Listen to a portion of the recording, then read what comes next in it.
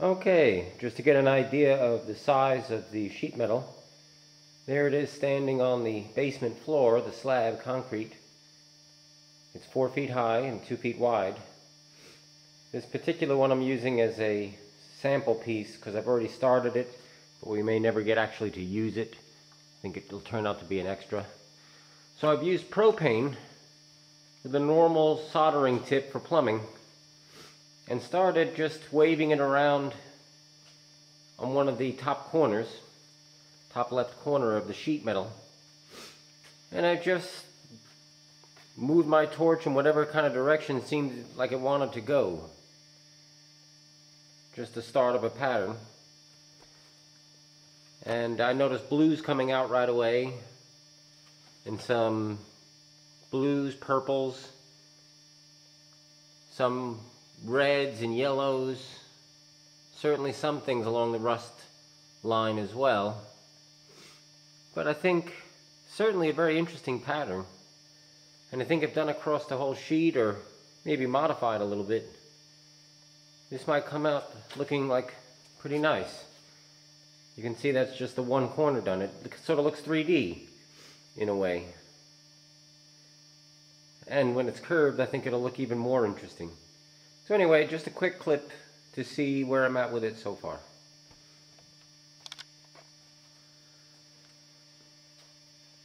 Alright, while I was in the basement trying to get a look at the patination of the steel, I thought, hang on, wait a minute. Let me try and get a view of the jig that I've been telling some folks about that I made to cut the steel. And I think I'll just grab the camera and move the little viewfinder and give a view of the jig with a piece of steel in it, a piece of sheet steel. You're looking at what is an old door. This door was taken out of a house that I did some remodeling on. And you can see the old edge of the door there. And just screwed to the outsides of the door 2x4s, 8 foot long. And on top of one of the 2x4s, I screwed in a story pole. This story pole has a notch, a little under 3/4 of an inch. There's a notch all along the length of the story pole. It's 4 feet long. And here's a block that I've set on the hopper, or the door, with a bent metal piece screwed to it, sort of like a key that fits in the notches. And I can pull that key out and move it along to any notch I need to. For example, I can pull it out of there, move it to the next notch, and then that tells the piece of sheet steel where to slide to for the next cut. And similarly, going in the direction across the width of the door, I have here a tower that I built of basically plywood and bits of steel bought at the local hardware outlet store. And inside this tower, with those steel handles to pump it, is a cradle with a screwdriver attached to it. And that cradle has on it springs. There's one on one side, there's another spring. These are tension springs. And down below, we have more springs holding up the carriage, and those are compression springs.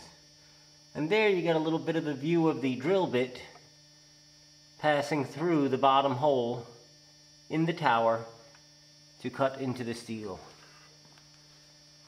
This whole tower slides along its runners like skis across the 2-foot width of the door, and in that direction I have another story pole with notches in it exactly like the notches that I had for the length cuts.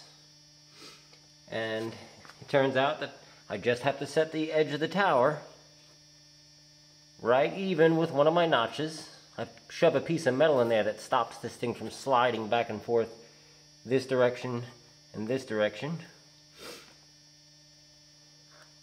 and set its position. And then I run a whole row of cuts in the steel. I can slide the steel back and forth on the hopper. So I do a cut, and then a cut, and then a cut, and then a cut, along a whole row. And when a row is done, I unscrew my tower and move it to the next position, and do another row. And when I'm done, I got 1,023 holes in a 2-foot by 4-foot sheet of steel. Alright, well that's fun. Alright, so let me know what you think about the patination on the steel. Let me know if you think that looks nice. The blues, the purples, the yellows, and the browns, and the pattern that I was just sort of randomly doing.